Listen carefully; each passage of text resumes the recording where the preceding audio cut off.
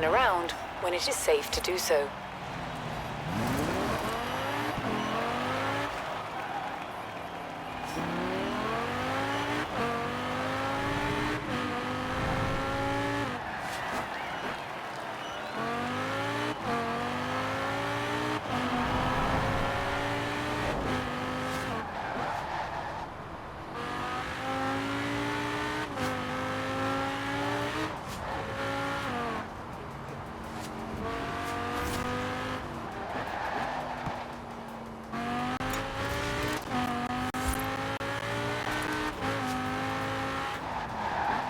In 400 yards, turn left.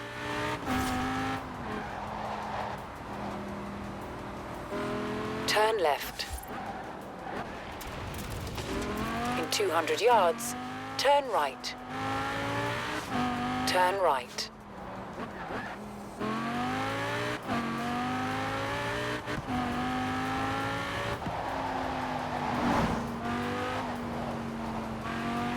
In 400 yards, turn left.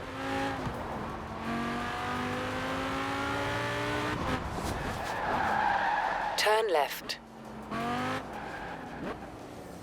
In 200 yards, turn left. Turn left.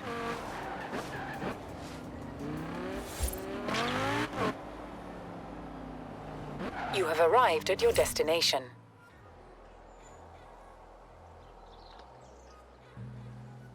Here we are. Nice little semi-detached cottage in Ambleside. It's neat, cosy, convenient for the festival site, and very, very British. Perfect for Horizon UK. What do you think?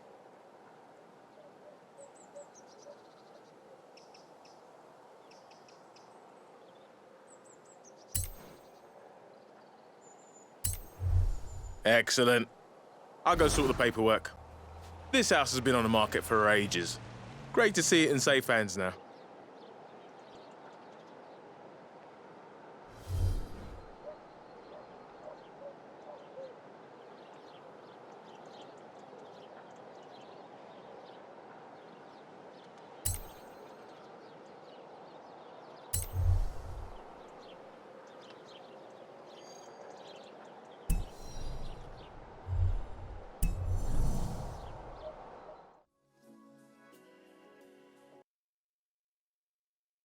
Here's the thing. I need high-res photos of all the cars at Horizon for promotional purposes. If only I knew someone who was good with a camera, who was already tearing around the festival, who was probably planning on driving every single car they could get their hands on anyway. Here, start with your car.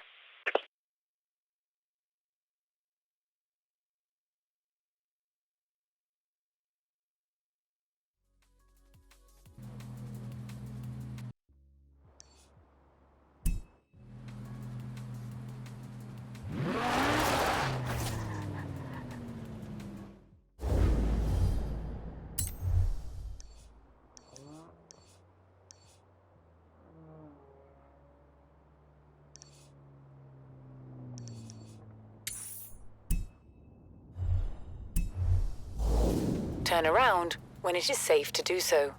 In 100 yards, turn left.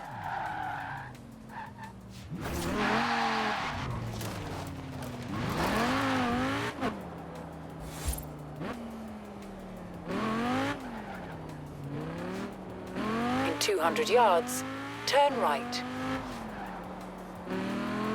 Turn right.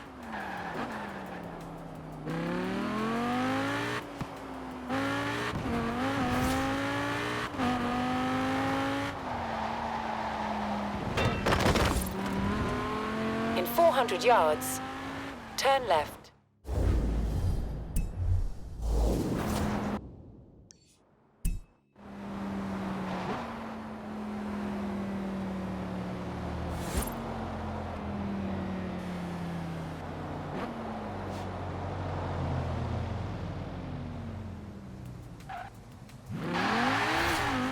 Turn left.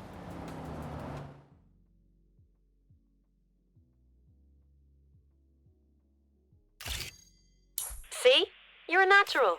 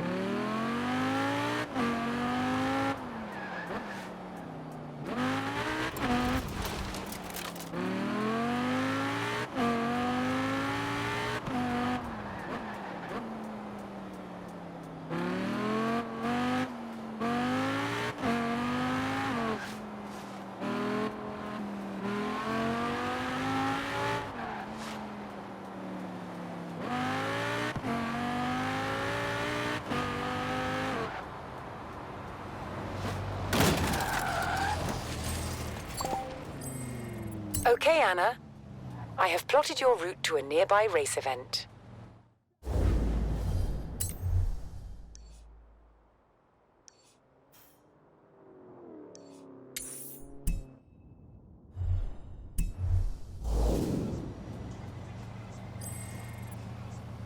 Okay, Anna. I have set your route to a nearby race event.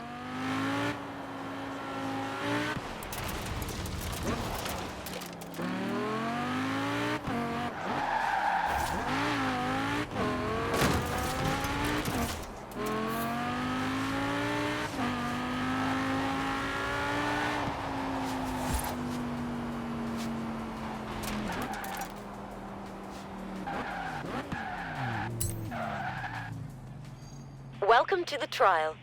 These events will put you up against some of the most skilled drivers at Horizon, so bring your best. You can only enter the trial with a team, so sign up here to find a new team, or bring your own convoy with you. Good luck!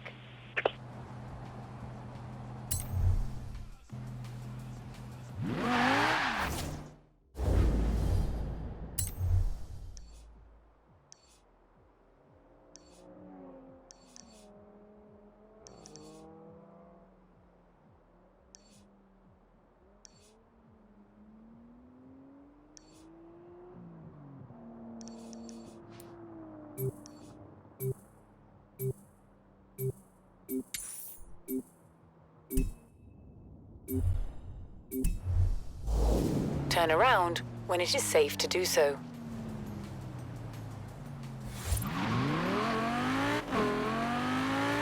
In 200 yards, turn left.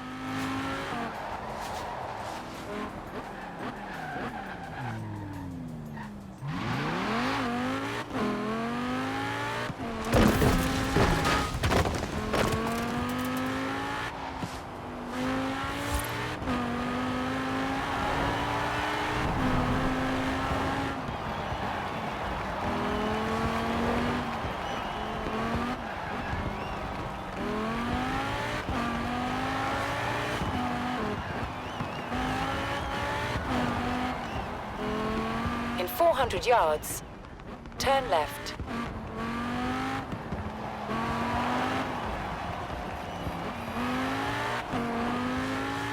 Turn left.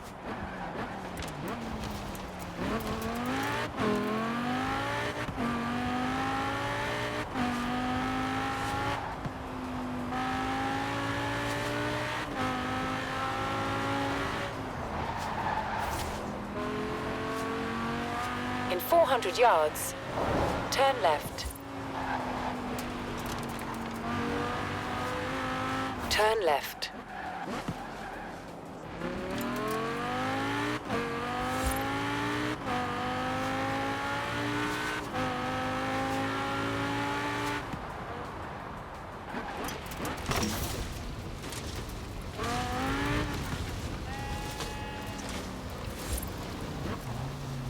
You have arrived at your destination.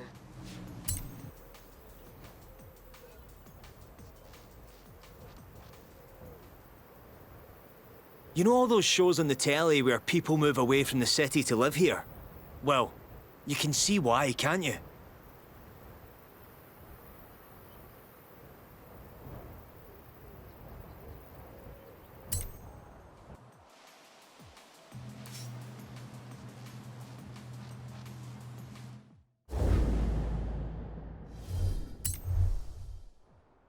So there's a TV company filming a documentary called British Racing Green, all about car culture in the UK. Bex is gonna be in it, but they want a second driver as well. Considering how much of a name you are around here, I figured you'd make the perfect co-star. What do you think?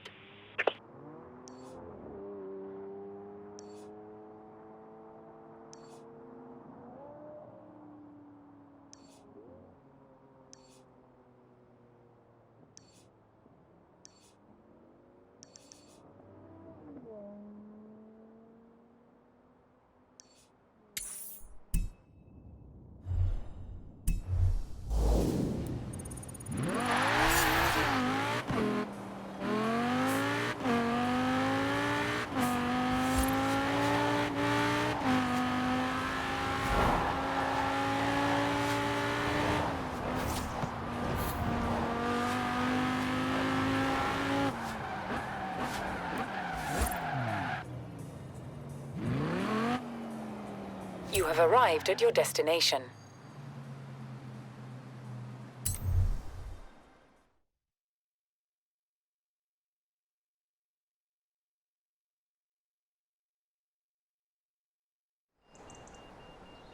Great to see you. We're shooting a documentary about car culture in the UK, and I need a second driver. You've made a name for yourself, and it would be great to have you aboard. It's simple. You drive, I tell the story. Let's do it.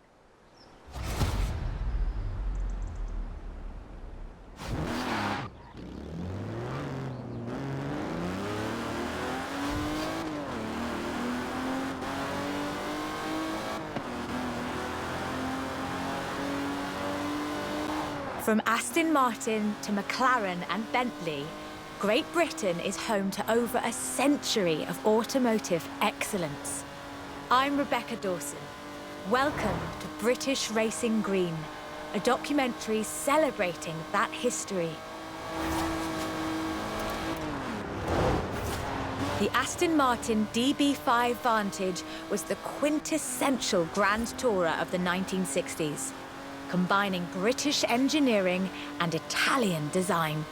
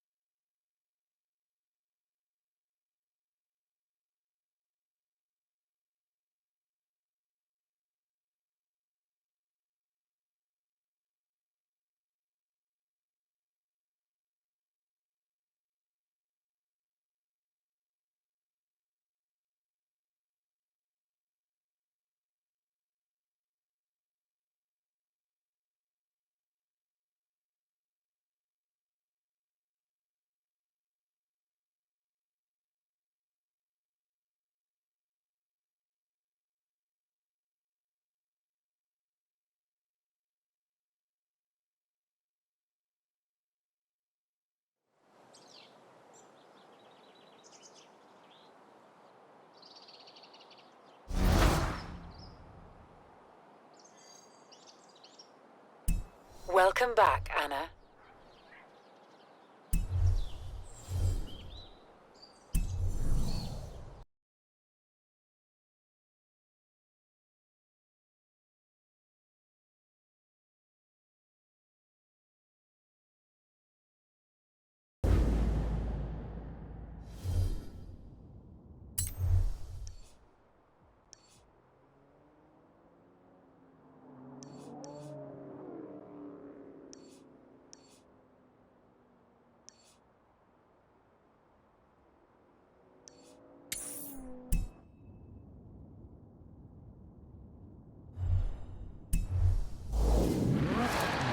Turn around when it is safe to do so.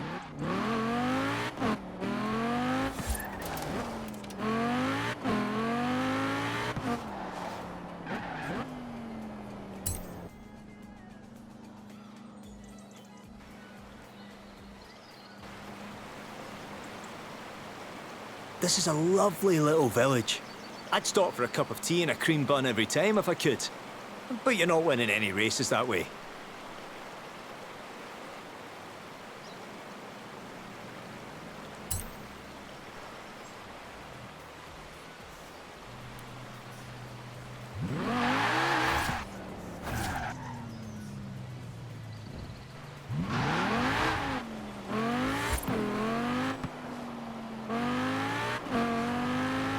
In 400 yards, turn right.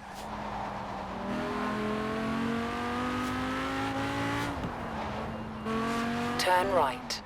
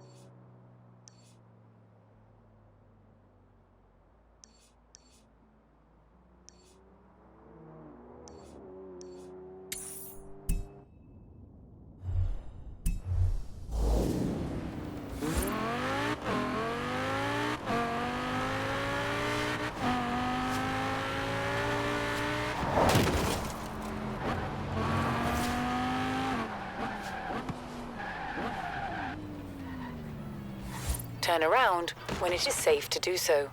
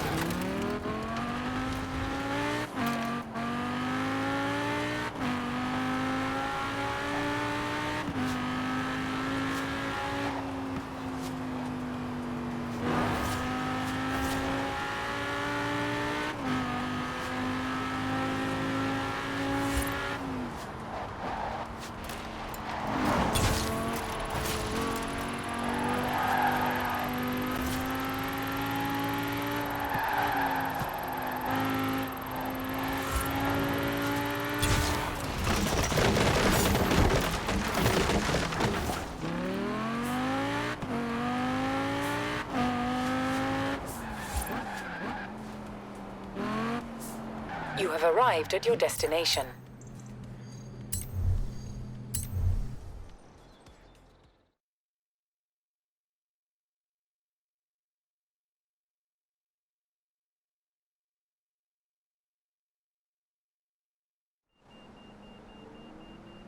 Great to see you. We're shooting a documentary about car culture in the UK, and I need a second driver. You've made a name for yourself, and it would be great to have you aboard. It's simple. You drive, I tell the story.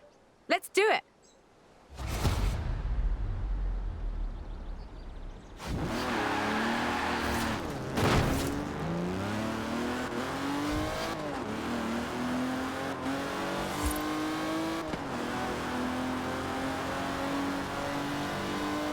From Aston Martin to McLaren and Bentley, Great Britain is home to over a century of automotive excellence. I'm Rebecca Dawson. Welcome to British Racing Green, a documentary celebrating that history.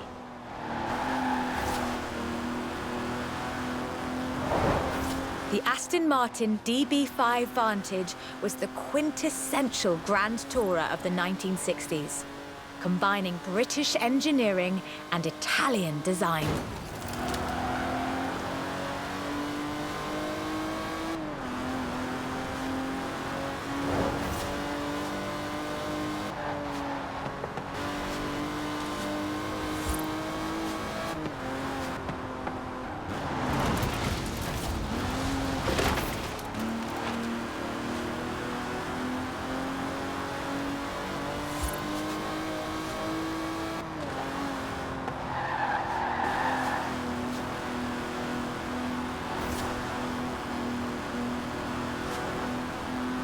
The Vantage featured side-draft carburetors and a refined camshaft profile, capable of a blistering top speed of 162 miles an hour in 1964.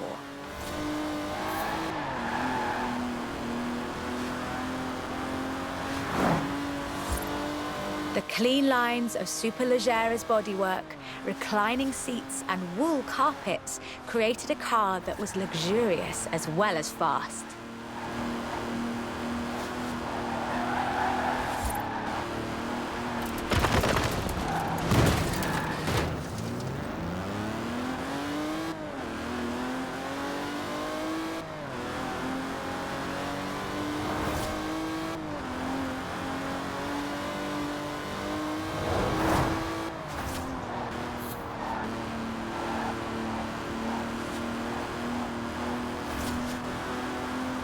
This car would form the basis for the DB range, with later cars improving on the design in many ways.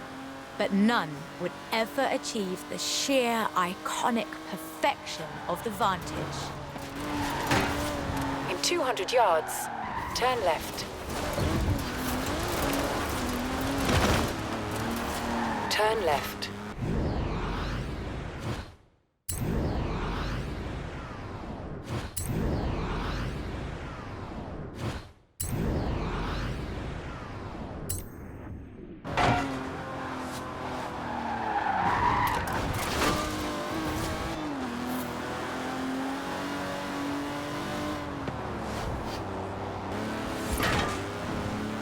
For all of its beauty and engineering perfection, only 65 of these beautiful machines would ever be built. If you own one, you own a piece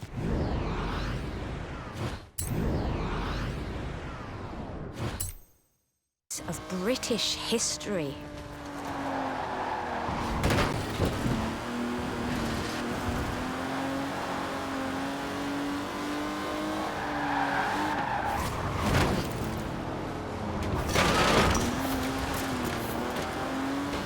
In 200 yards, you will arrive at your destination. The silver DB5 would be immortalized in half a century of cinema. The classic Aston Martin.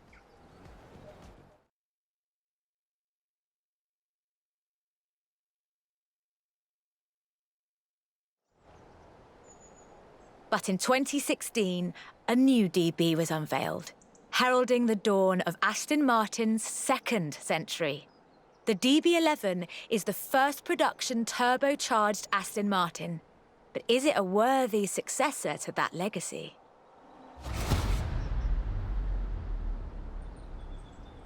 The short answer is yes. It's bold, responsive, and agile, with perhaps the best GT chassis in the world. And listen to it.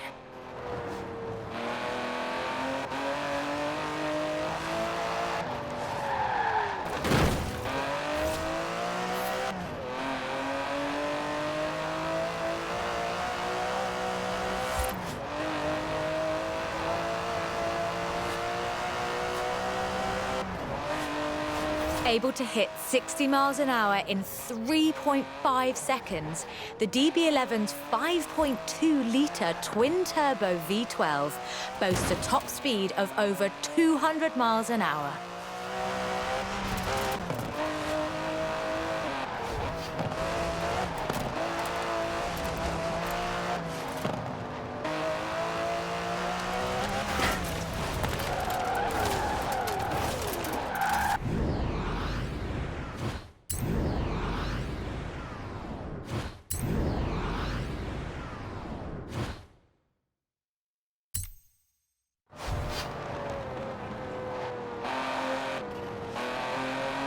Are you all right?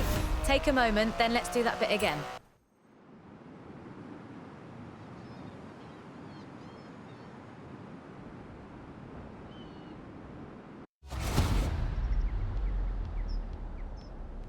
The short answer is yes. It's bold, responsive, and agile, with perhaps the best GT chassis in the world. And listen to it.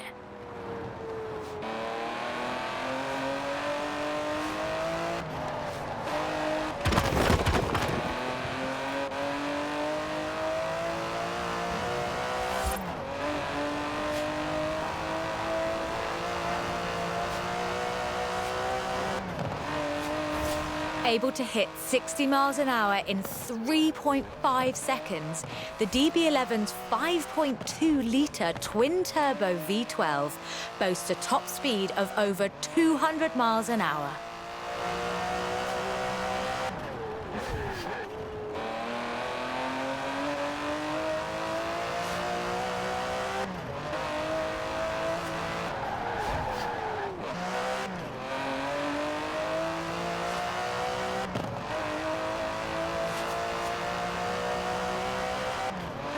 The DB11 is not the fastest car in the world, but then it's not trying to be.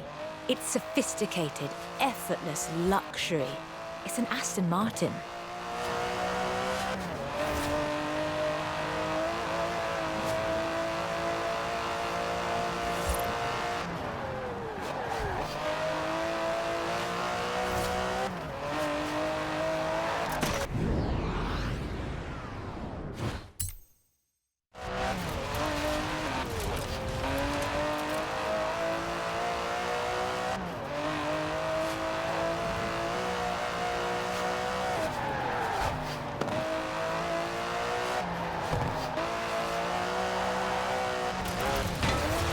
The DB11's front strakes channel air to create a virtual spoiler, providing downforce without compromising the car's clean lines.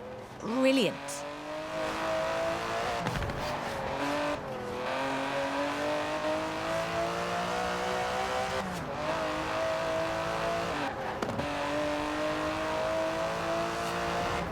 Most importantly, I think, the DB11 proves that Aston Martin is ready for another century of beautiful cars.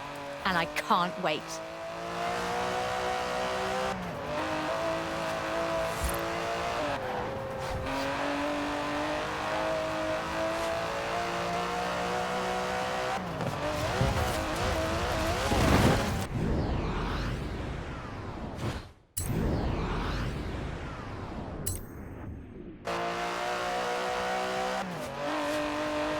Beautiful as they are, Aston Martins are only one of many cars made in the United Kingdom. Let's see what else is out there.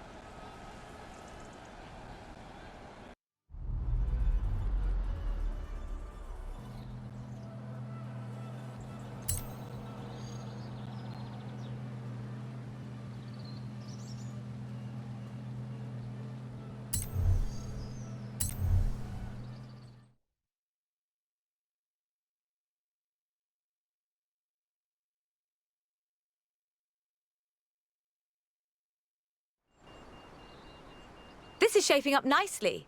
Time for a change of pace, though. At least at first. The next segment is about Land Rover, and we'll be starting out with the Type 3.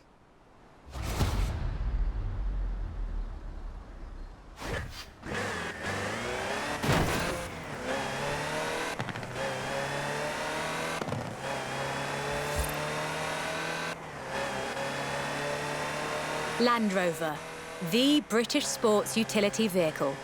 But before that, they were actual utility vehicles. Solid, tough trucks, unstoppable over almost any terrain. In 400 yards, turn left.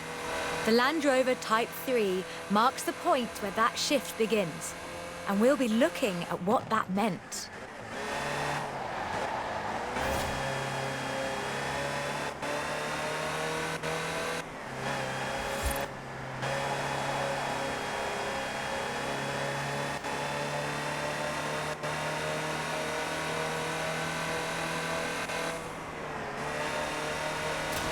Land Rovers have taken on almost every task imaginable. They've been generators, tractors and ambulances. They've brought peace and carried medicines to disaster zones. They've even been buses. Over 500,000 Series 3s were built, and over 70% of those are still on the road today. They were extensively exported and built under license abroad. Belgium, South Africa, even Australia and New Zealand. With a robust chassis and signature Land Rover engineering, the Type 3 also marked the first time that buyers could choose interior options, like seat box protectors and cubby boxes.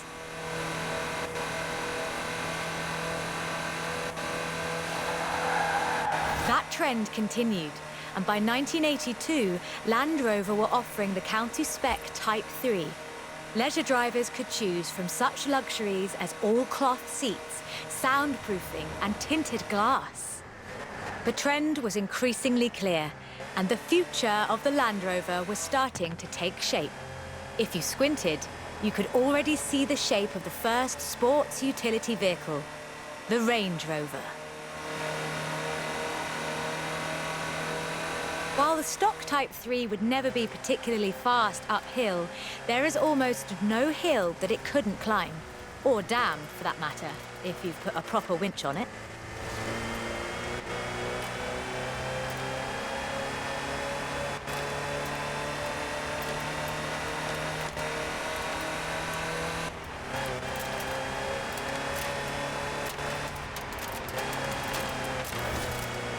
In 1978, a Series 3 was custom-built for Her Majesty Queen Elizabeth II. It only had 1,892 miles on the clock when it was auctioned into private hands. And it was in perfect condition. It would be. After all, she trained as a mechanic in the 1940s and will likely remain the only royal able to strip and rebuild an engine. In 100 yards, turn left.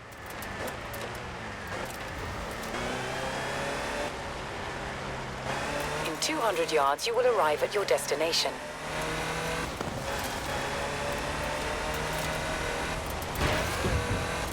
Along with the Range Rover, others would follow. Discovery, Defender, and the Freelander. Each a more sophisticated and enjoyable utility vehicle. But none of them were a replacement for the Type 3. They were a different kind of car.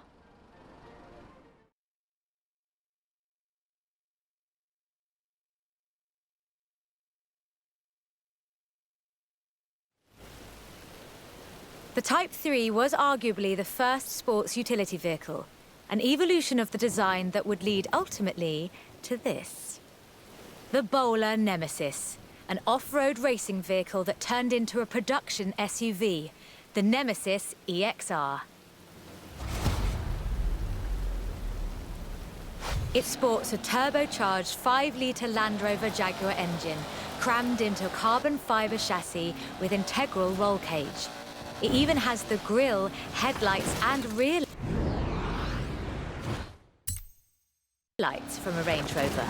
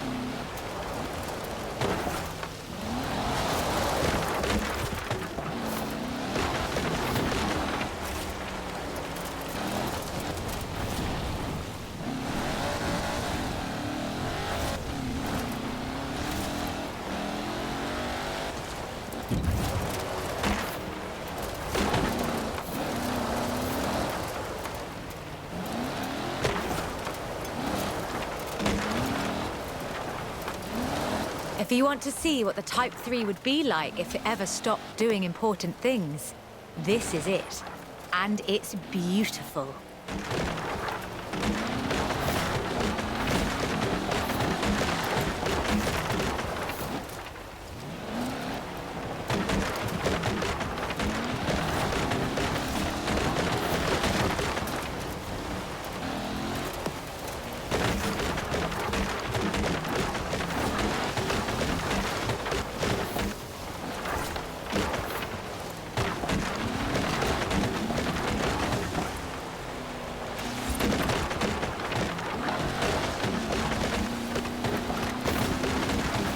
This is an all-terrain supercar. That's the only fair description for this. But that's what you get when you build an SUV with Land Rover DNA.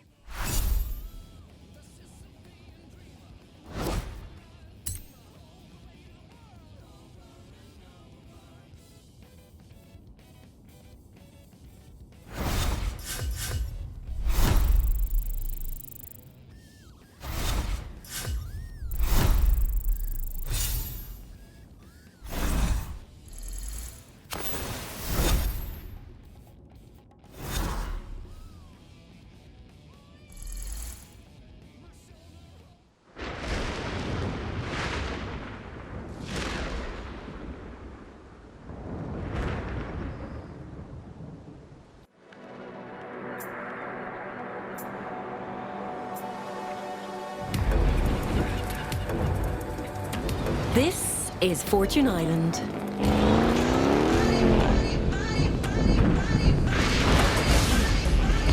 We are about to embark on a voyage to the most hostile terrain Horizon has ever seen. This new site has it all. New events, switchbacks, harsh weather conditions, and an opportunity to find fortune in the Horizon treasure hunt. Fame, fortune, and a whole new playground to explore. What are you waiting for?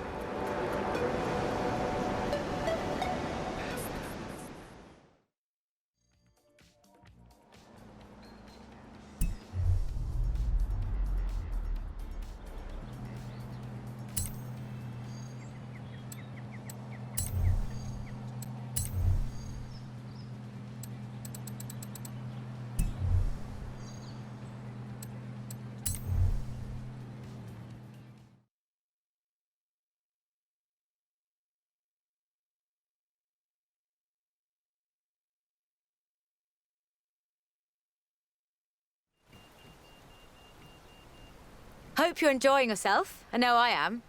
It's great to be able to just focus on telling the story while someone else handles the driving for once. Let's get to the next one. This time, it's Lotus.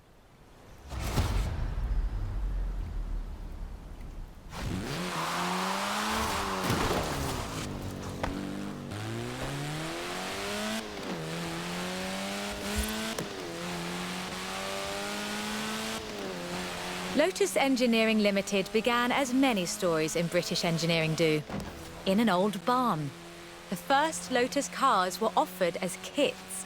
You built them yourself. From 1962, they began to actually build the cars themselves.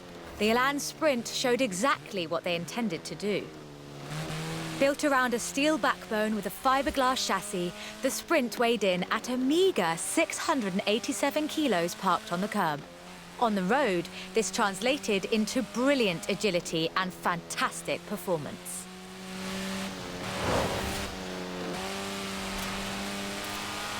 Designer Colin Chapman famously said, "Adding power makes you faster on the straights.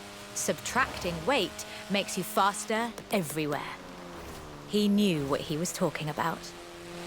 In 100 yards, turn right. In 100 yards, turn left. Widely hailed as one of the greatest sports cars of the 1960s, the Elan would be closely studied and emulated, inspiring such masterpieces as the Mazda MX-5. The Elan has all the energy, style, and enthusiasm you would expect. Bold, quick, and fun. So much so that they put it in the name.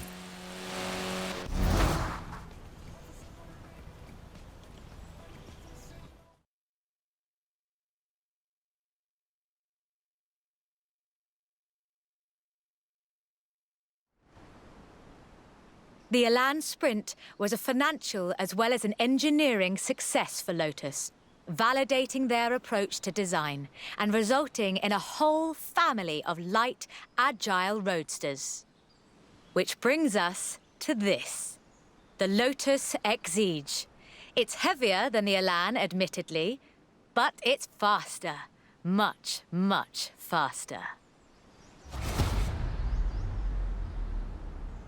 Touch the pedal, the Exige responds with instant, relentless acceleration, as you'd expect.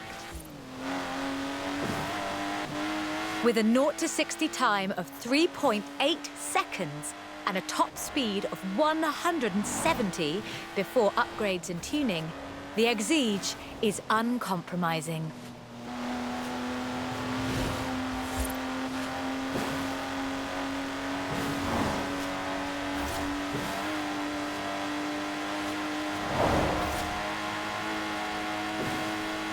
And there's no power steering, so you can really feel the road.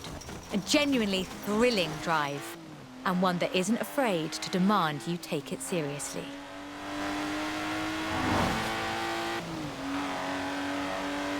In 400 yards, turn left.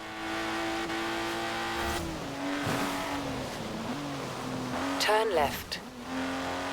In one word, Lotus is about the experience. Uncompromising, challenging. This is a car that demands you drive it well.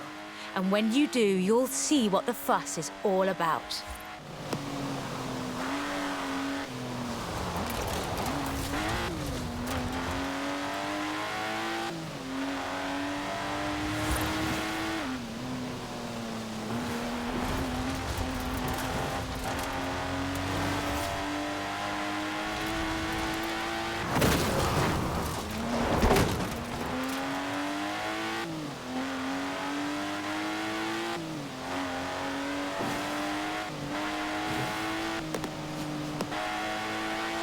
In 400 yards, you will arrive at your destination.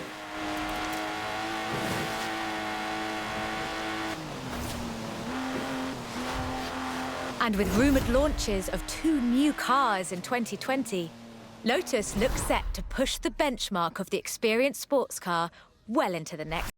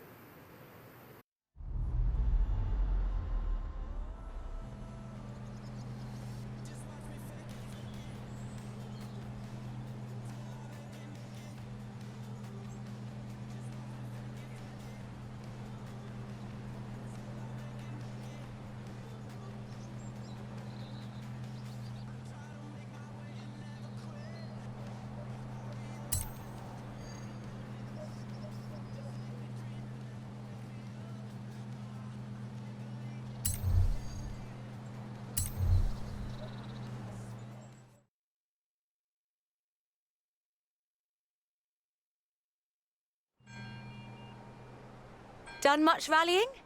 That's a joke. We've all seen what you've been up to. We're doing the next bit on location. You'll see why when you get there.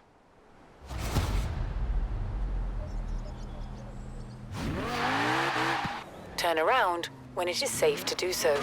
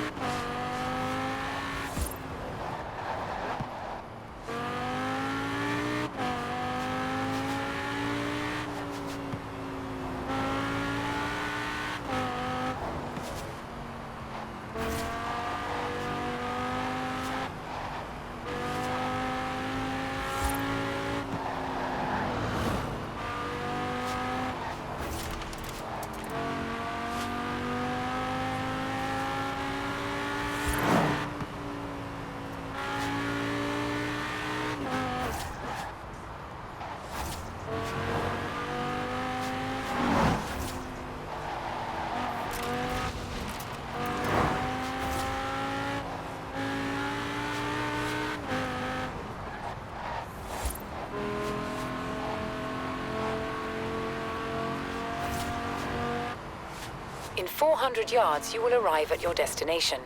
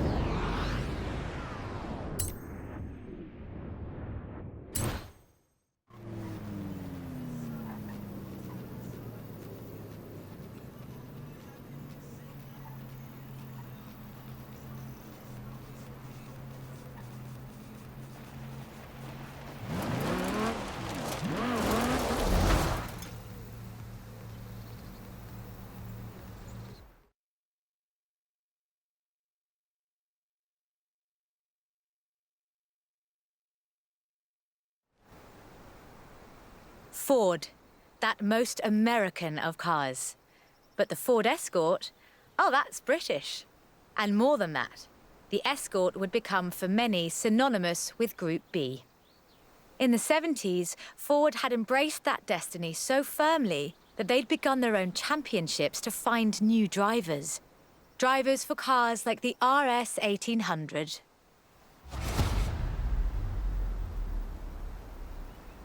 This was a car designed explicitly for rallying, with a powerful fuel-injected 1790cc Cosworth BDE engine.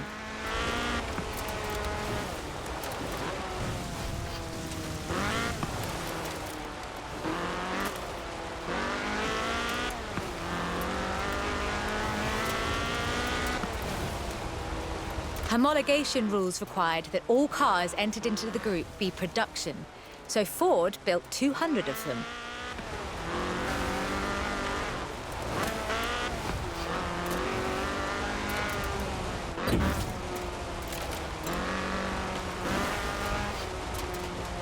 The RS 1800 raced to victory after victory across the rallying world, on almost every continent and across every terrain type imaginable.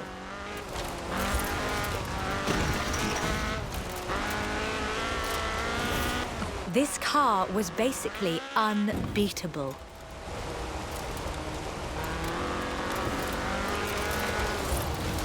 The RS 1800 brought home 17 World Rally Championship victories for Ford.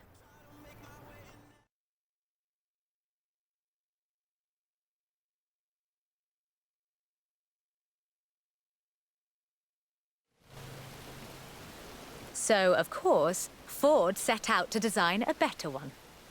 The RS 200 Evolution was their answer. A purpose-built rally car designed to do one thing: win Group B.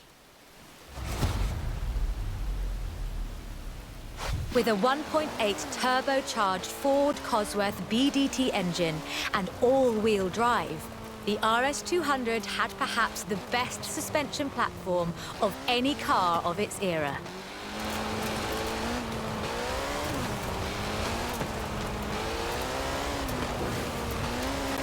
The chassis was fiberglass from Reliant, and the massive Ford parts bin was raided to give the car that iconic look.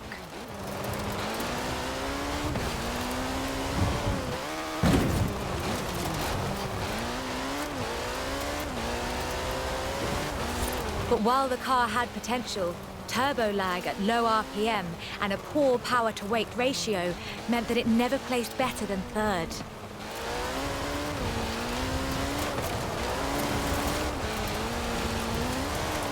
The end of Group B in the mid-80s meant the end of the RS 200 as a rallying car. You all right? Not to worry. Reset and let's try another take.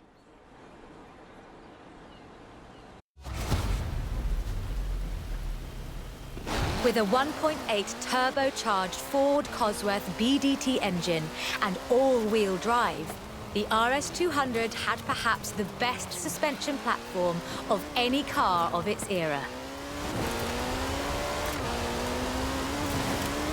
The chassis was fiberglass from Reliant, and the massive Ford parts bin was raided to give the car that iconic look.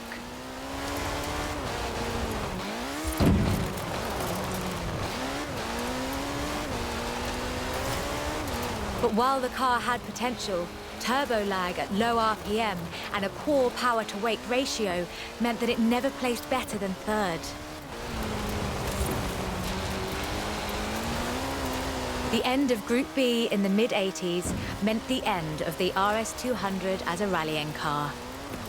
Fortunately, Ford built over 200 as part of the homologation requirements for Group B, so you can still find them, if you're lucky.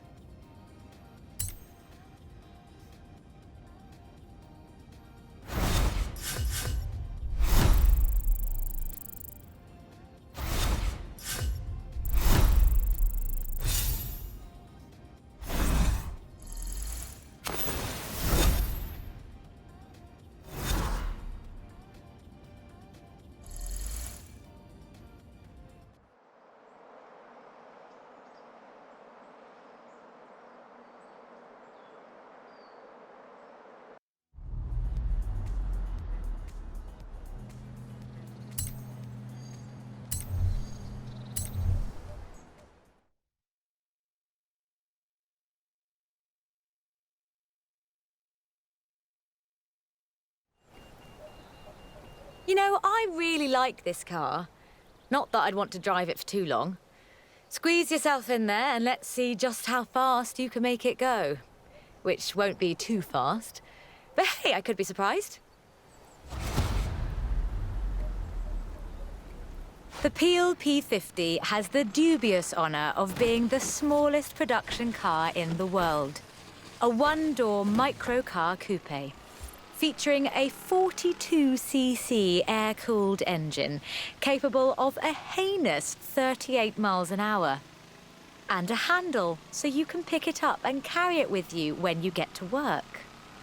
And keep in mind that this is the production version. The prototype had the single wheel at the front. Why would you think that was a good idea?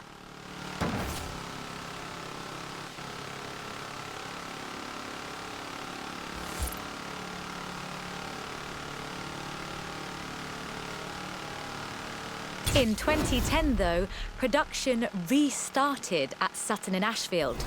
So, if you'd like to own the modern incarnation of this, I suppose you can.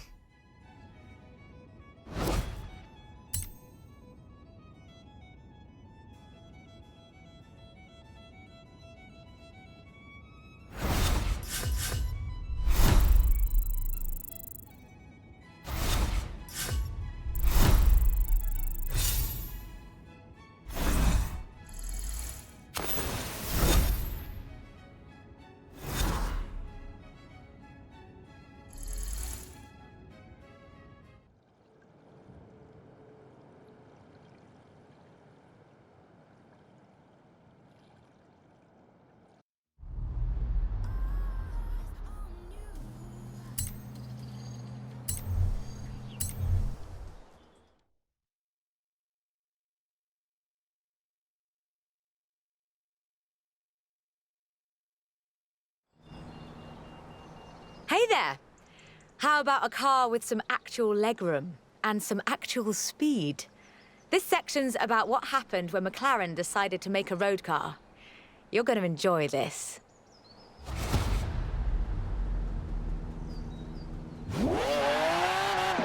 The track and the road have very different requirements. For McLaren, that was a challenge they were more than willing to embrace. In 1988, they set out to create the finest sports car the world has ever seen. By 1993, they had achieved their goal, and the honestly fantastic F1 was the result. 106 would be built across all variants, and it remains one of the very best road cars ever made. The F1 has no turbocharger. That would have compromised the driving experience, increased complexity, and resulted in turbo lag. The F1 is a naturally aspirated supercar One of the fastest in the world, in fact. Everything about this car is innovative. From the carbon fiber monocoque to the central driver position. McLaren threw the book away when they designed the F1. Then they wrote a better one. The F1's monocoque chassis is incredibly lightweight, only 100 kilos all told, which posed a significant challenge because carbon fiber and fiberglass aren't great insulators. So, McLaren lined the entire engine compartment with gold.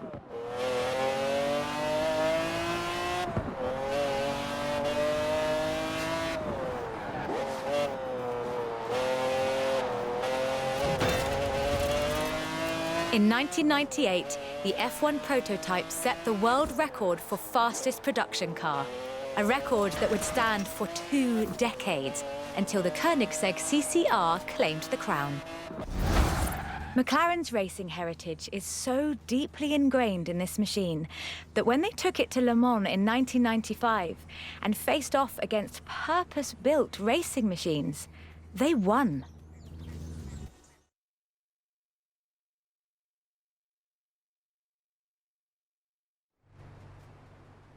So, with something like the F1 to live up to, where do you go next? Well, you throw the book away again and write an even better one.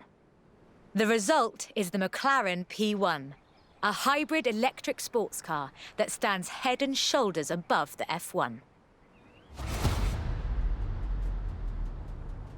The P1 GTR will hit 60 miles an hour in 2.4 seconds. That's 0.7 seconds faster than the F1. That's an eternity for a supercar.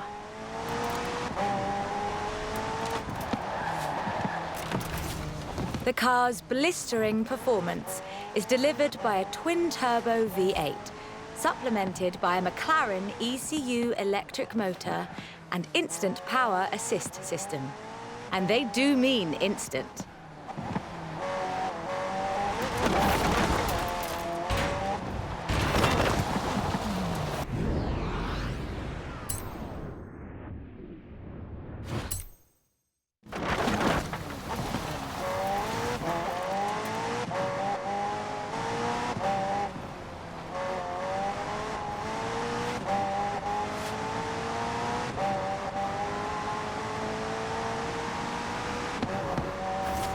Remember those problems with turbo lag? McLaren solved that with the hybrid drive. While the turbos build pressure, the electric motor drives the wheels. No turbo lag, just torque. And because it's a hybrid, it has an all-electric range. Running on batteries alone, that's 6.2 miles. A bit more if you're going downhill.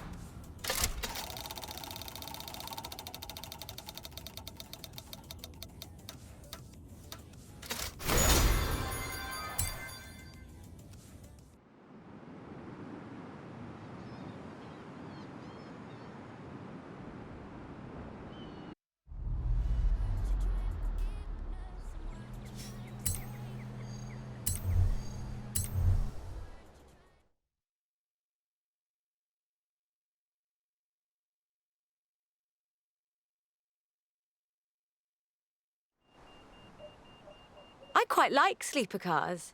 Did Alex ever tell you the story of what we got up to in Colorado? There was this sleeper car competition, you see. Let's just say no one was ready for the sunbeam.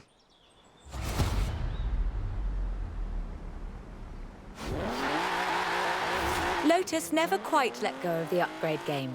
So in addition to building their own supercars, they upgraded cars from other marques too. The Lotus Carlton was one such aftermarket upgrade. Lotus took a respectable 4-door Vauxhall saloon and turned it into a supercar. From the outside, there are a few signs that this is something special. Wider wheel arches, that sort of thing. But under the bonnet, that's where the magic starts.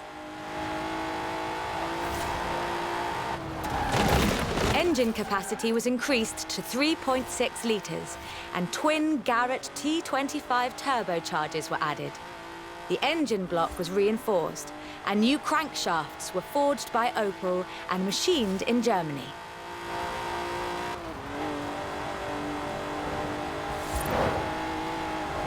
At the roundabout, take the third exit. The tyres were widened, and the tyre compound from the Lotus Esprit was used. To handle camber change issues, they put in the self-leveling suspension from the Opel Senator.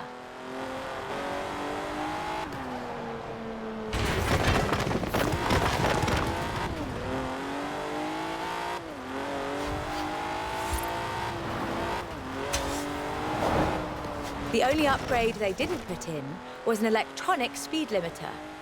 All of this resulted in the Lotus Carlton, designated Type 104 by Lotus. A 177 miles per hour supercar, masquerading as a four-door saloon. That was not bad, but could we make it a little more majestic? Lotus never quite let go of the upgrade game. So in addition to building their own supercars, they upgraded cars from other marques too. The Lotus Carlton was one such aftermarket upgrade. Lotus took a respectable four-door Vauxhall saloon and turned it into a supercar. From the outside, there are a few signs that this is something special. Wider wheel arches, that sort of thing. But under the bonnet, that's where the magic starts.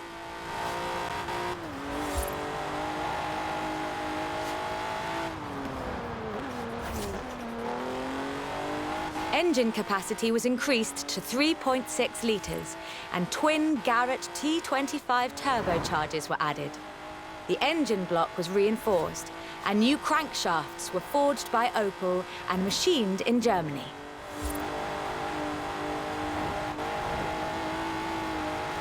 At the roundabout, take the third exit. The tyres were widened, and the tyre compound from the Lotus Esprit was used. To handle camber change issues, they put in the self-leveling suspension from the Opel Senator.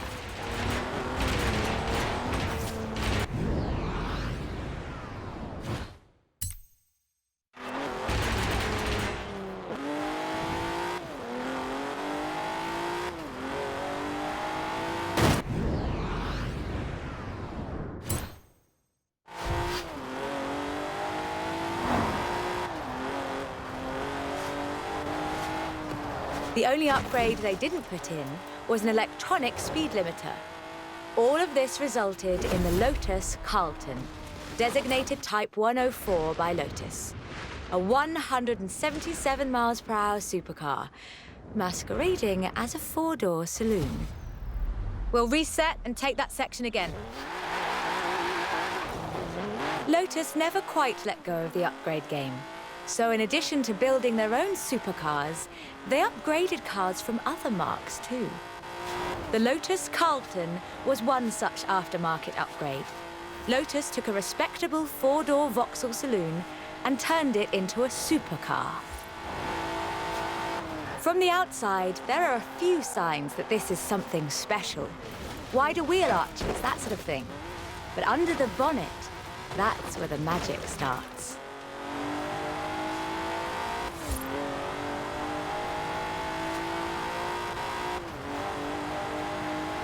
Engine capacity was increased to 3.6 litres, and twin Garrett T25 turbochargers were added. The engine block was reinforced, and new crankshafts were forged by Opel and machined in Germany. At the roundabout, take the third exit. The tyres were widened, and the tyre compound from the Lotus Esprit was used.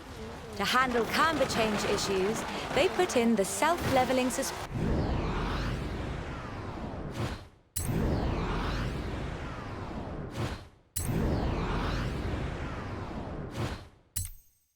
suspension from the Opel Senator.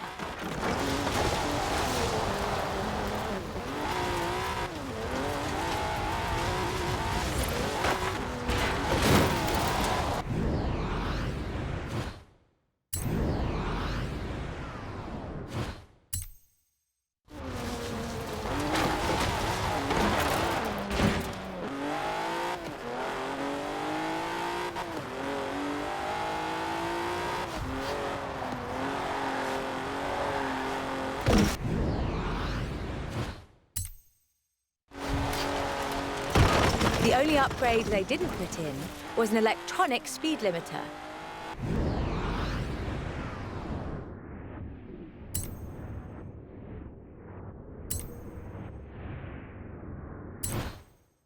All of this resulted in the Lotus Carlton, designated Type 104 by Lotus. A 177 miles per hour supercar, masquerading as a four-door saloon. That was spectacular! Take a breather and let's try again with less excitement.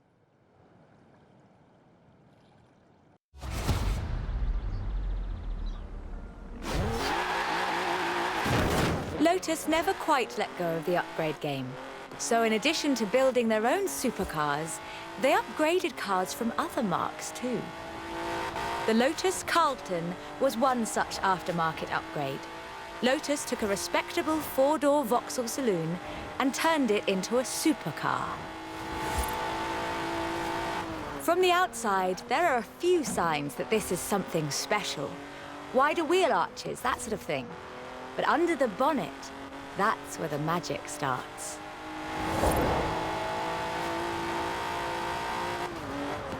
Engine capacity was increased to 3.6 litres, and twin Garrett T25 turbochargers were added.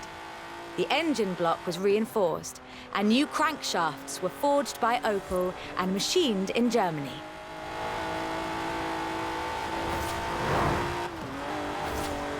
At the roundabout, take the third exit.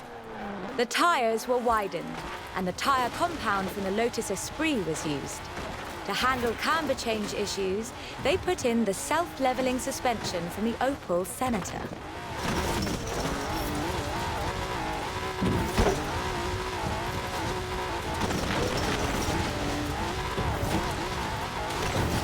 In 400 yards, you will arrive at your destination. Only 950 of these custom gems were built, and they've become something of a modern classic.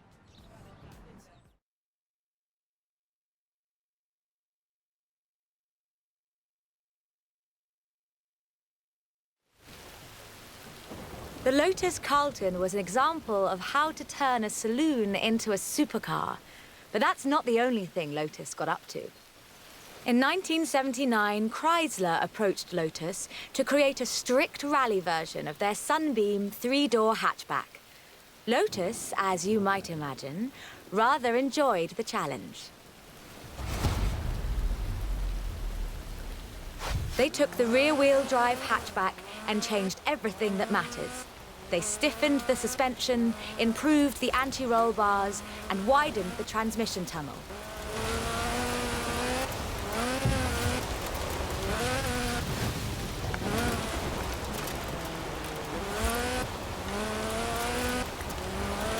Performance was increased by fitting a 2.2-litre version of the Lotus 911 slant four-cylinder engine, resulting in an impressive 250 brake horsepower, up from a meager 105 on the original.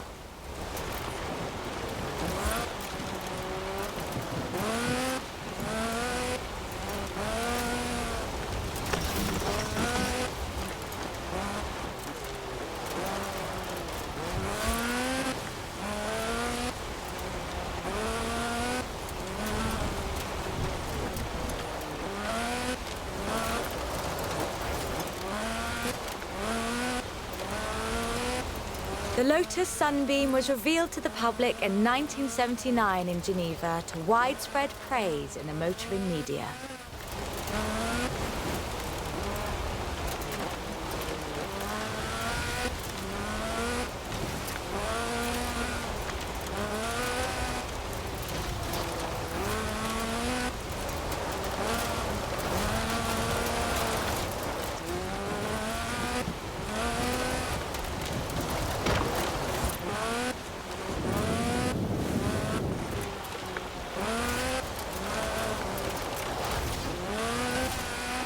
More importantly, the Lotus Sunbeam saw racing success too.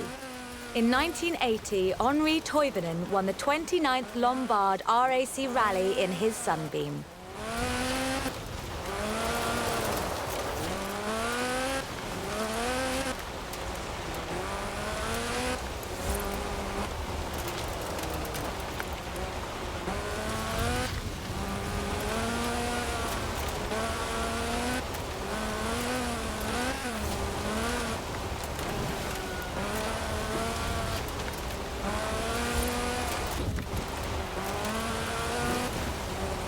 It almost makes you wonder if Lotus should do more conversion. That's a silly question, actually. Lotus should do more conversions. In fact, I'll call them right now.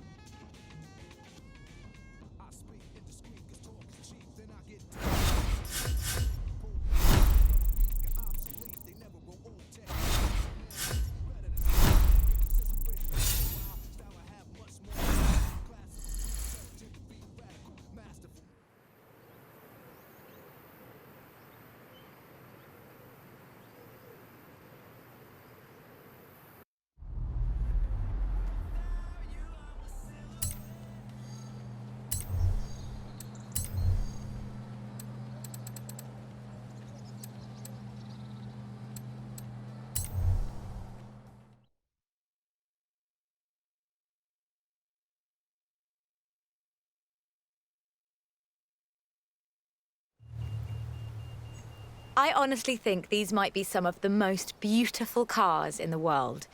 And the story of how it came about is, well, really British. Get in the car and let's get this segment.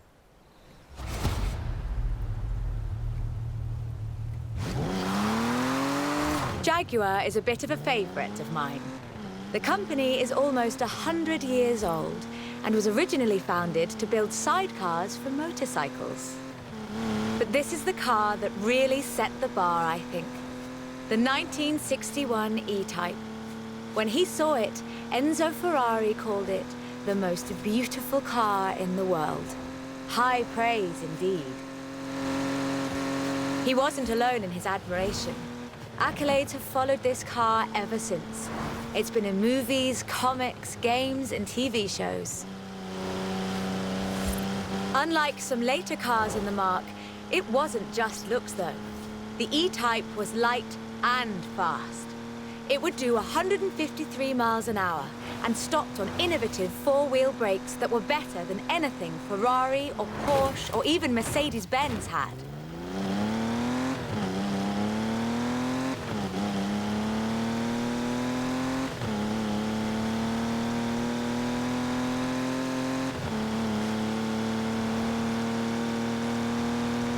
It was solid, too, with a design based on the D-Type that won the 24 Hours of Le Mans 3 years in a row. At the roundabout, take the second exit.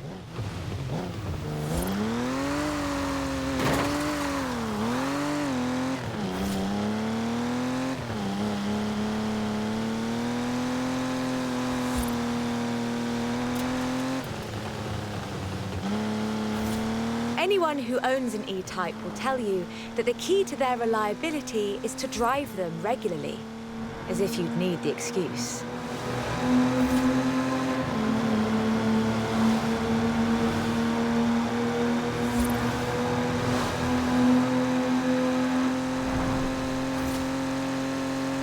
About 2,500 were built, and they're a common sight at auto shows, and surprisingly reasonably priced. All in all, an almost perfect Jaguar.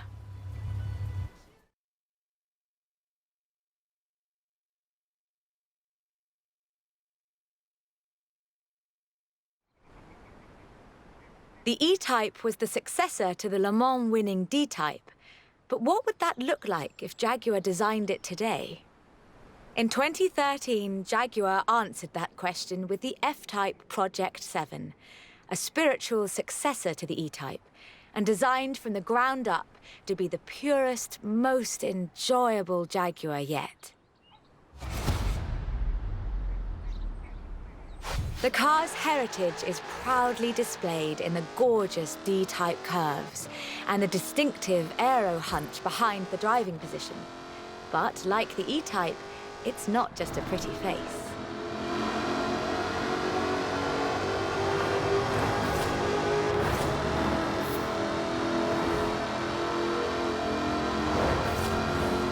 Powered by a 5-litre V8 supercharged engine, with a fully aluminium body, it's blisteringly fast, with a 0 to 60 speed of 3.8 seconds and a top speed of 186 miles an hour.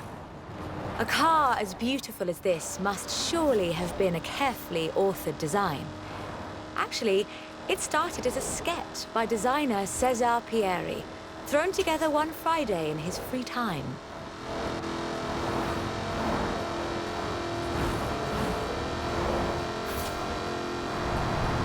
Jaguar's design director, Ian Callum, saw the sketch in a thumbnail on César's computer during a meeting and asked him what it was.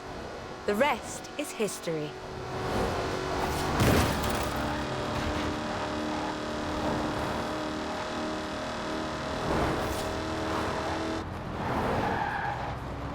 "250 Project 7s were built, as both a successor to the E-Type and as a celebration of Jaguar's victories at Le Mans.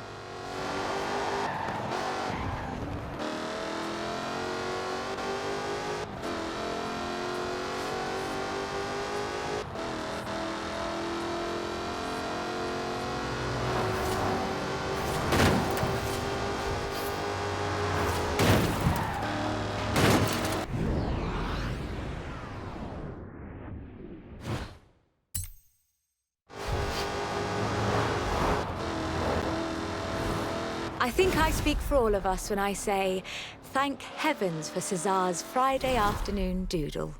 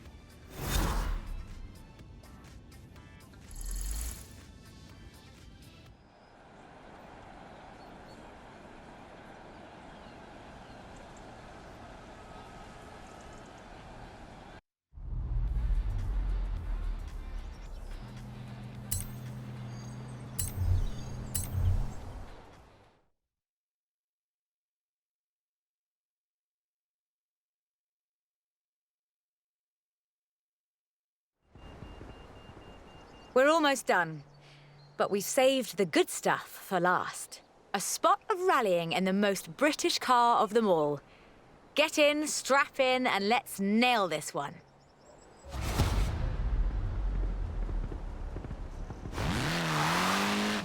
There is one car built in Great Britain that is, quite fairly, considered one of the most influential cars of the century.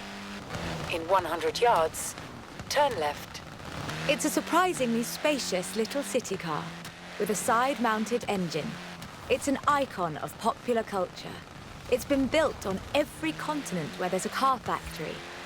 It's the Mini. The Mini Cooper S was built to be a performance machine with deeper engines, twin carburetors, and front disc brakes. This scrappy little machine would go on to achieve more than 30 racing victories in the 1960s and 1970s. A Mini Cooper S flying number 37 placed first at the 1964 Monte Carlo Rally. Driven by Paddy Hopkirk and Henry Liddon, this was the last time an all-British crew would win the event. But not the last time a Mini would. At Monte Carlo in 1966, Minis took the first, second, and third positions. They were all disqualified because they had dimming headlamps, not because they were winning everything in sight. In 1999, the Car of the Century Award was presented to the most influential car of the 20th century. The Mini came second, It was beaten by the Model T Ford. That's fair, I suppose. 5.3 million Minis would be sold, making it the most popular British car.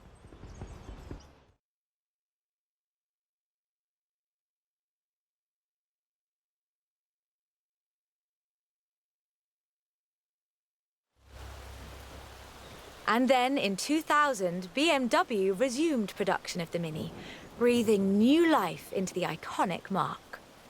If the Mini of the 1960s had its sights set on the roads of Monte Carlo, the X-rayed Countryman has its eyes on something a little tougher. The deserts and rough terrain of the Dakar, for starters. A wit once said that the only thing Mini in this monster was the pedal. That's rather missing the point, I think.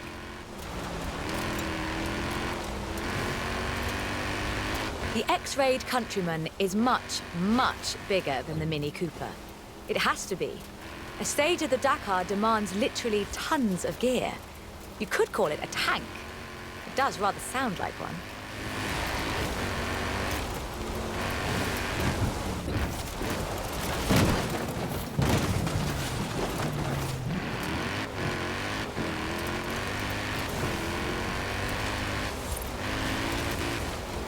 When Mini's X-rayed division set out to build this thing, they had one goal in mind: winning the Dakar.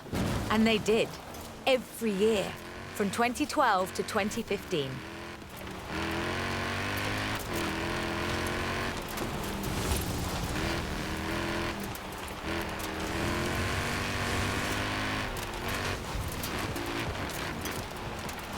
In 400 yards, turn right. It's designed to be driven for 2 weeks over deserts and badlands, 5 kilometers above sea level. And it still handles like a hot hatch on a nice bit of dry airstrip.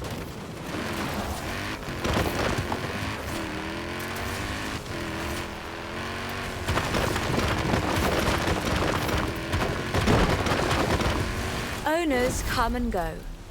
The heritage of a car like the Mini is more than who owns the keys to the shop.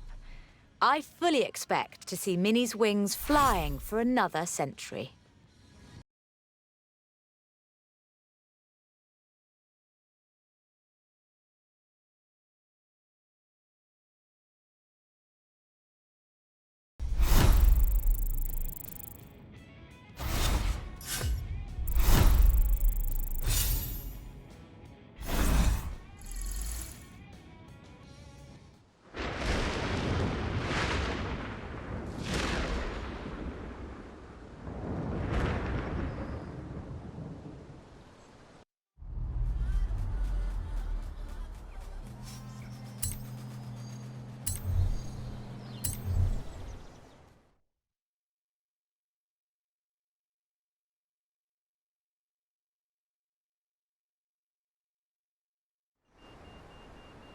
This is quite the story. Bentley at Le Mans in the 1930s. Gentleman racers, heroic driving, and a personal hero of mine. Take good care of the cars, though. Both of them are mine.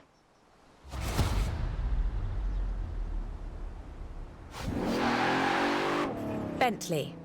A company founded in 1919 in Cricklewood, North London, and purchased by Rolls-Royce in the 30s. A company synonymous with both racing and luxury. Perhaps the best example I know of those two extremes of British engineering. For almost a century, every Bentley was hand-built to exacting standards. So at the beginning of the 21st century, when Bentley revealed their first mass-produced car, there were a great many questions. The car was the Continental GT, an elegant grand tourer that combined a racetrack pedigree with exquisite style and all the power you could need.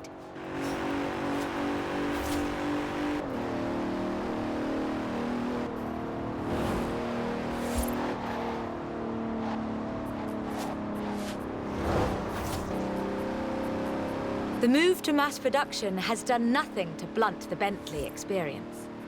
The 2017 Continental Supersport is responsive, fast, and beautifully designed.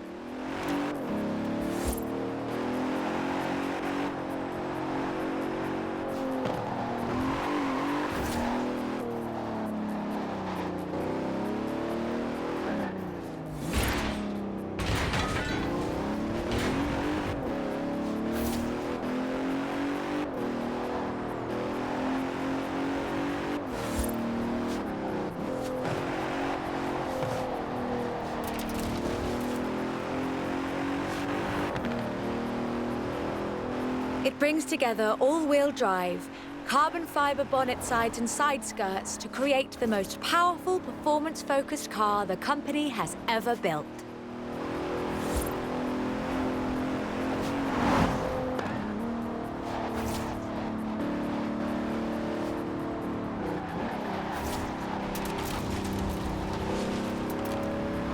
But never forget, Bentley's pedigree is racing. And the Bentley Continental embraces that. In 2007, a largely standard Continental Speed GT broke Bugatti's record for the flying kilometre on the frozen Baltic Sea. And then in 2011, they broke their own record. 205 miles an hour, both ways, on ice. Even when building these gorgeous Grand Tourers, Bentley is driven to excellence.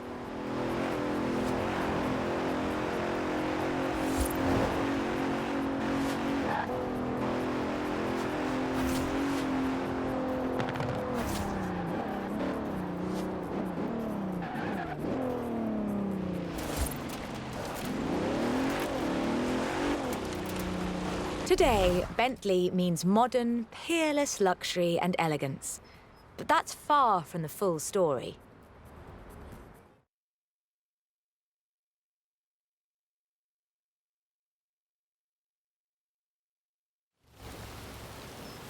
A century ago, Bentley meant something else entirely. It meant Le Mans. In 1930, eccentric race team owner Dorothy Paget financed a rather special Bentley at the Le Mans. It was a 4.5-litre supercharged masterpiece, driven by Sir Henry Bentley Boy Birkin. It posted the fastest time on the day, but it failed to finish.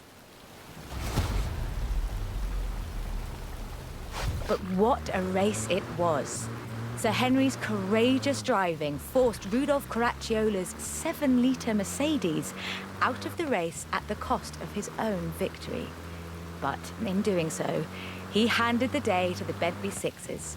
A gentleman racer indeed.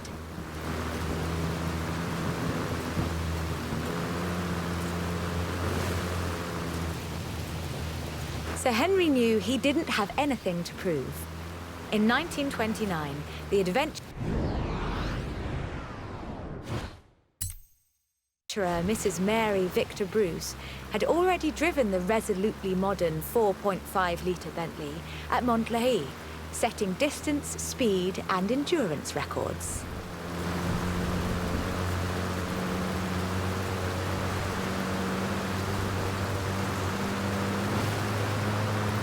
The Bentley's performance so annoyed Ettore Bugatti that he called it the world's fastest lorry.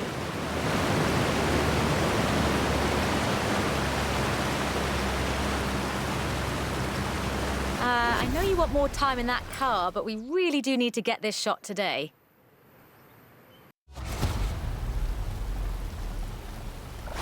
But what a race it was. Sir Henry's courageous driving forced Rudolf Caracciolla's 7-litre Mercedes out of the race at the cost of his own victory. But in doing so, he handed the day to the Bentley Sixes. A gentleman racer indeed.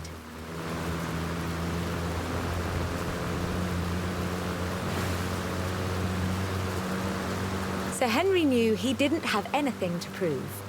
In 1929, the adventurer Mrs. Mary Victor Bruce had already driven the resolutely modern 4.5-litre Bentley at Montlhéry, setting distance, speed, and endurance records. The Bentley's performance so annoyed Ettore Bugatti that he called it the world's fastest lorry.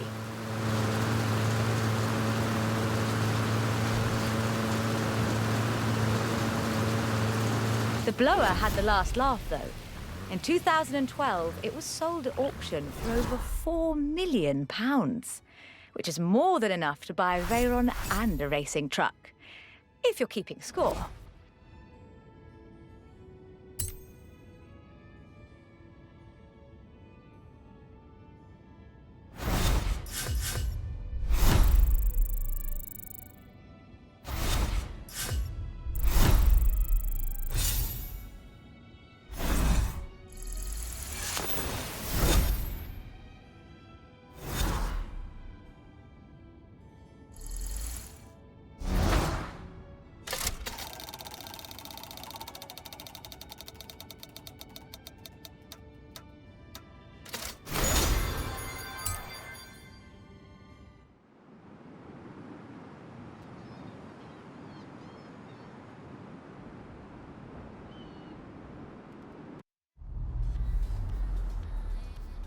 Like I told them, can't make a film about car culture around here without you in it, can they?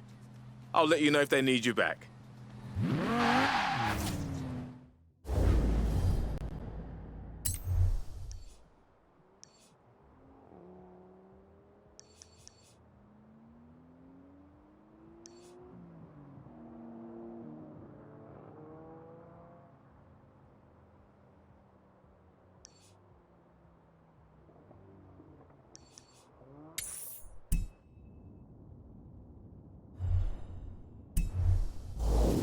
Turn around when it is safe to do so.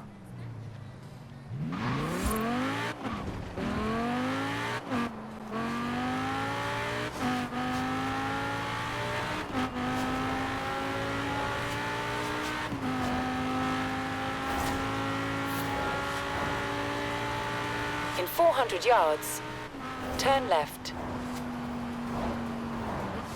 Turn left.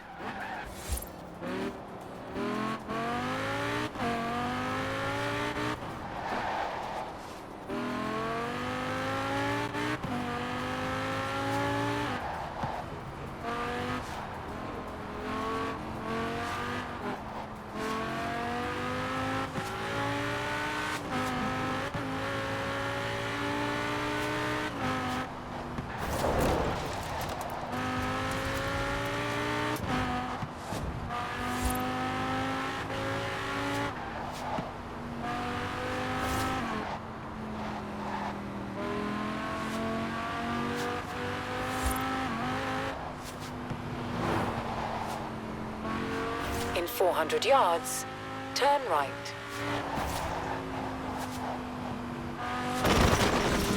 Turn right.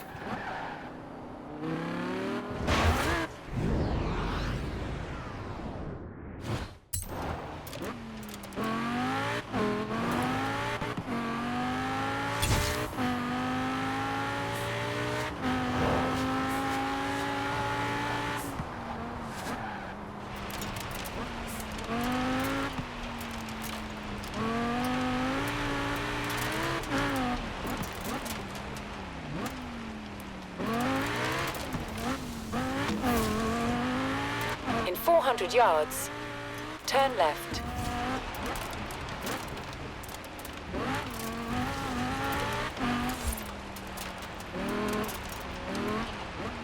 Turn left.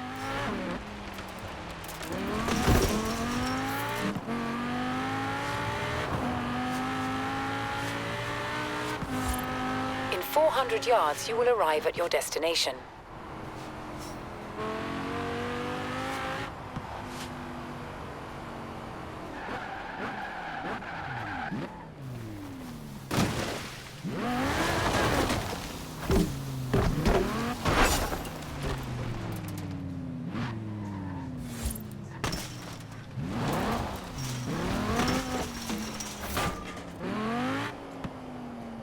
You have arrived at your destination.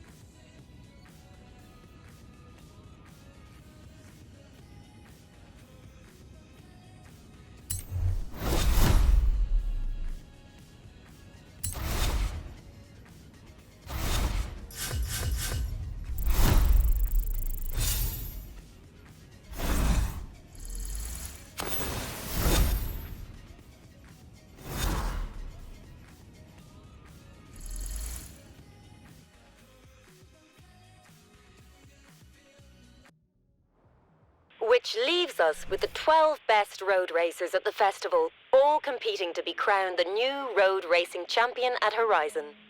This is the Colossus. Are you ready?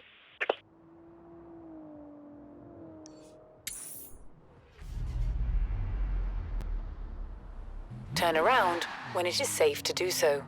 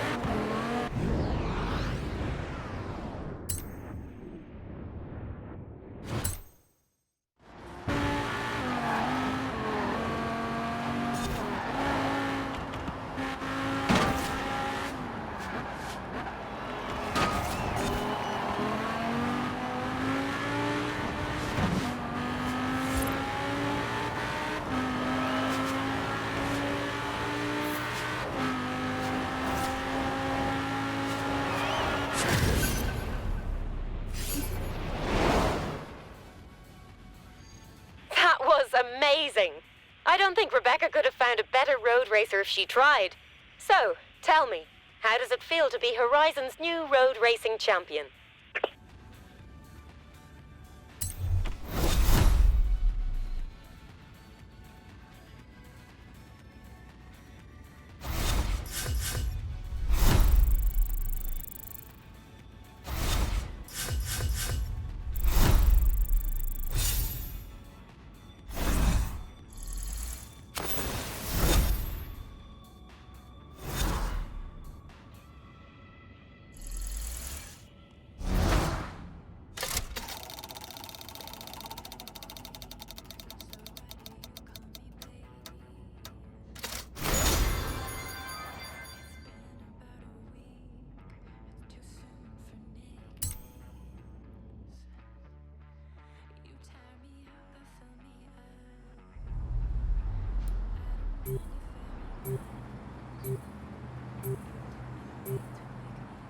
Okay, Anna. Setting your route to Forzathon Live now. Turn around when it is safe to do so.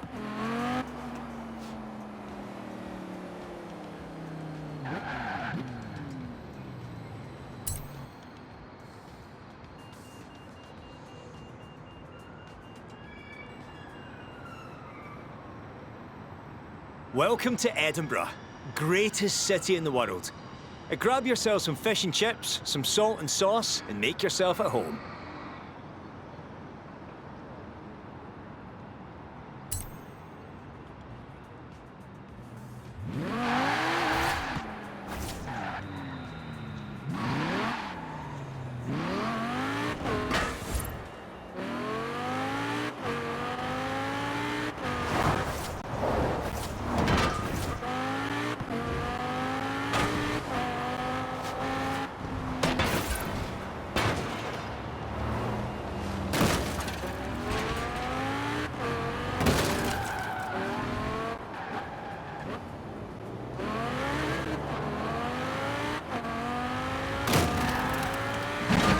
Recalculating route.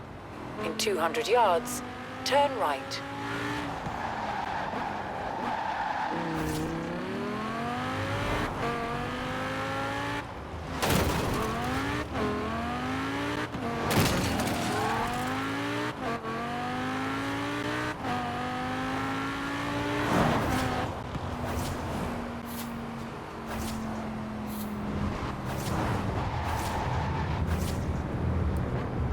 You have arrived early.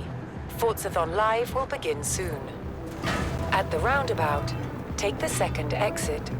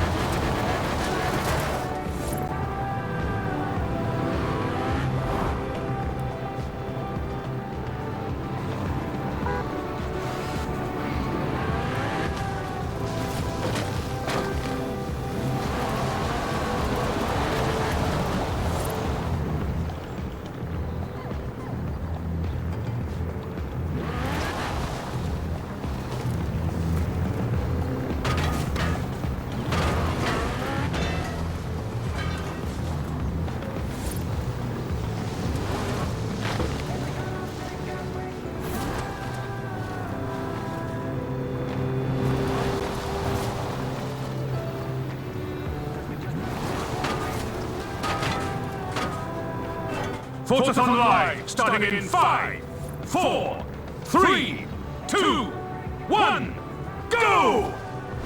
Round 1 started!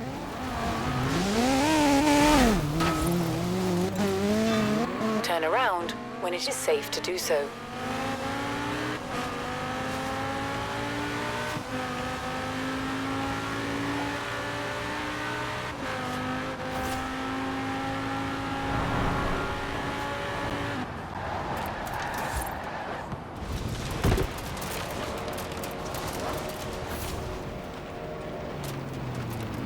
In 100 yards, turn right.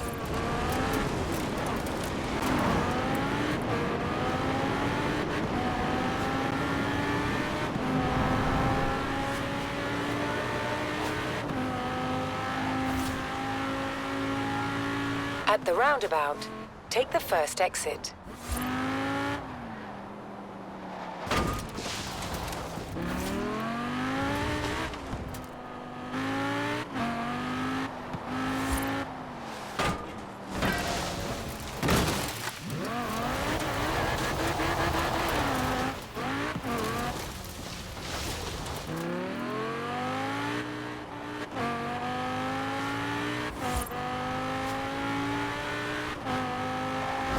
Round 1 complete! Get to round 2!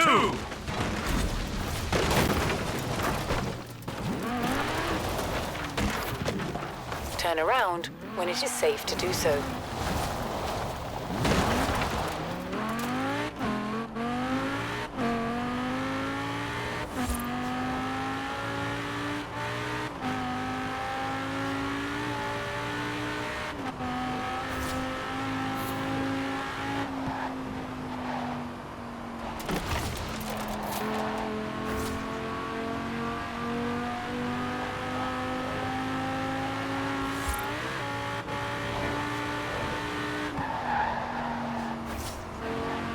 In 400 yards, turn sharp right. Turn sharp right.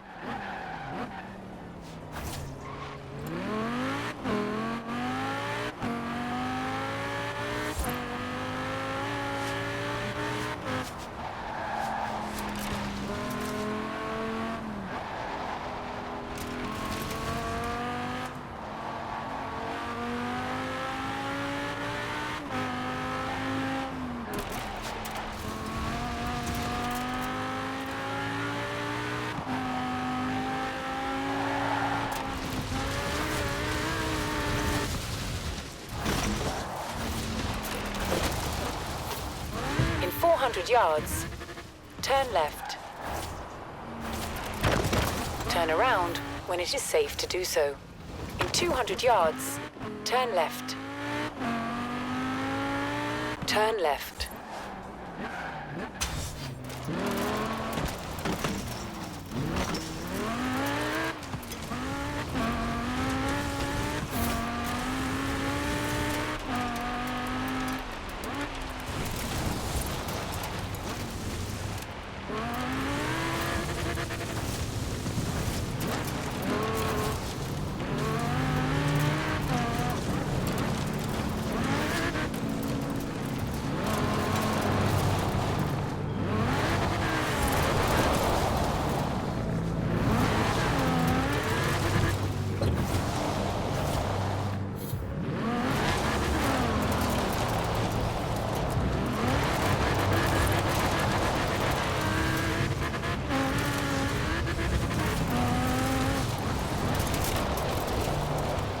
Round 2 complete!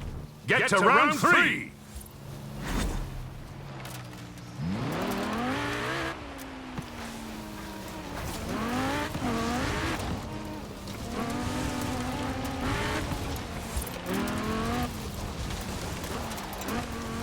In 400 yards, turn left.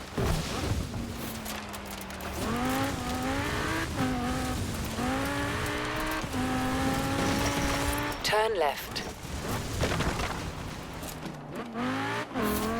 In 400 yards, turn sharp left.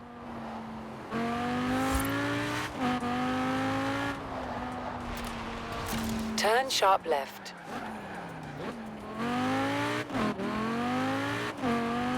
In 200 yards, turn right. Turn right. In 200 yards, turn left. Turn left.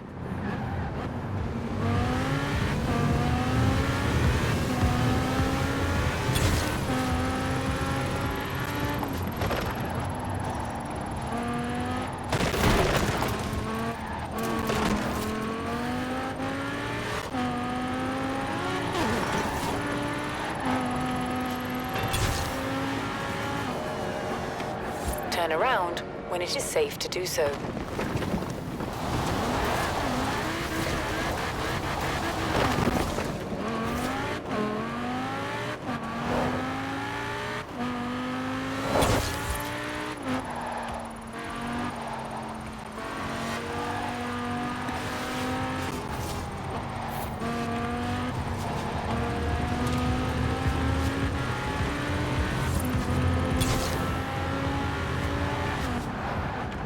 Turn around when it is safe to do so.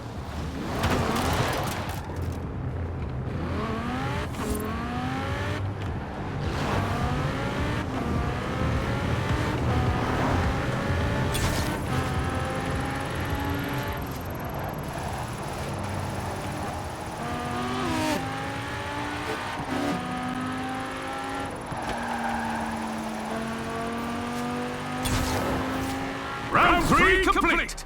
Congratulations!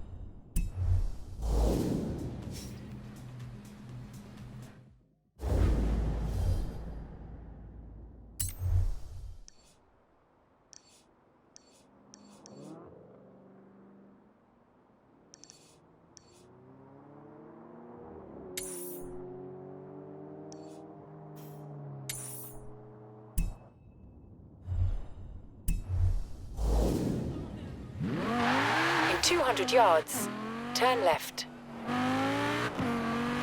Turn left.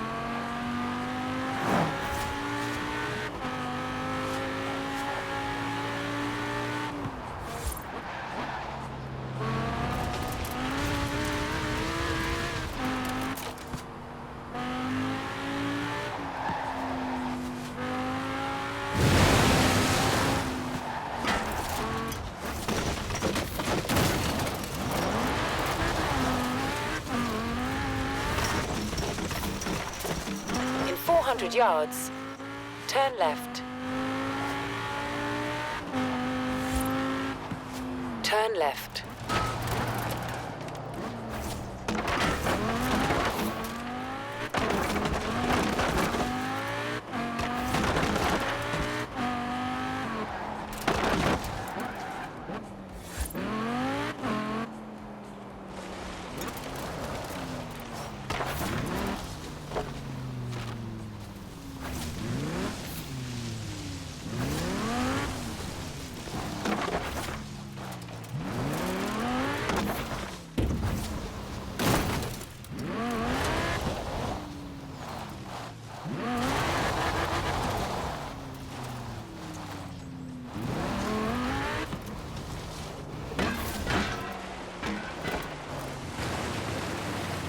You have arrived at your destination.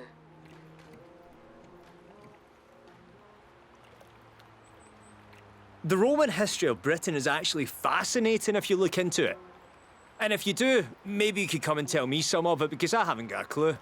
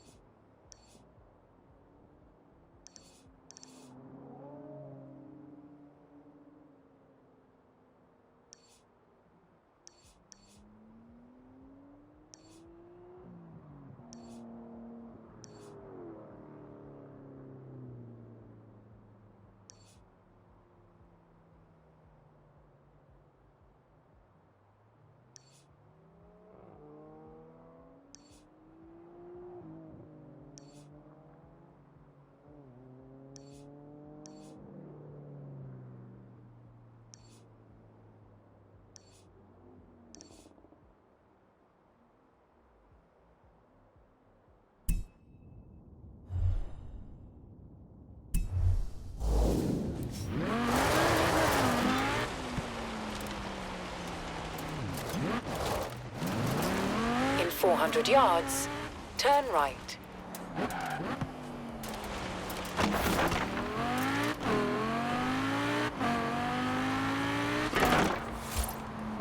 Turn right.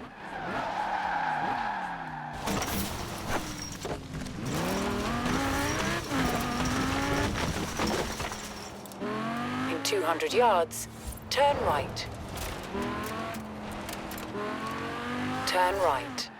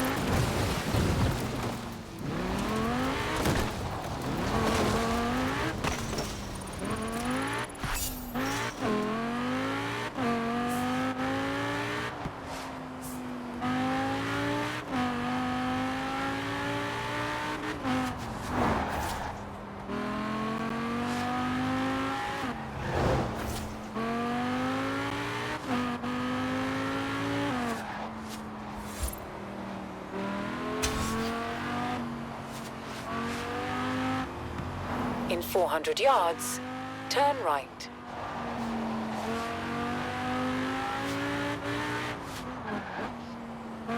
Turn right.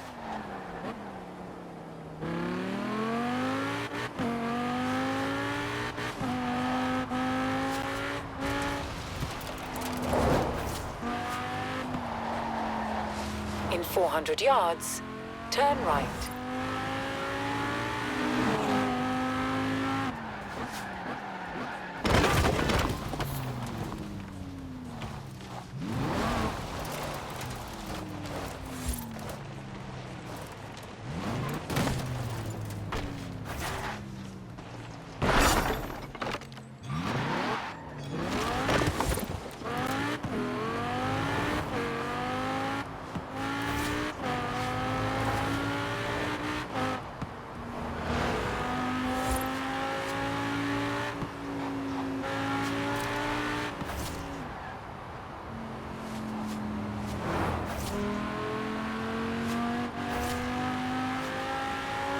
In 400 yards, turn sharp left.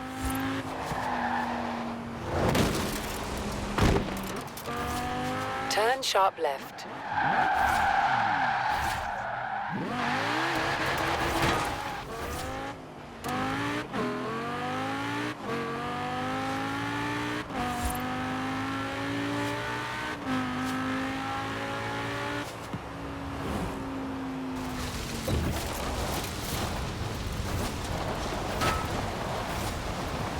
You have arrived at your destination.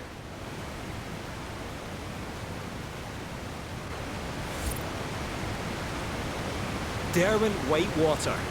Good for a shower if you've been out off-roading for a few nights. Trust me.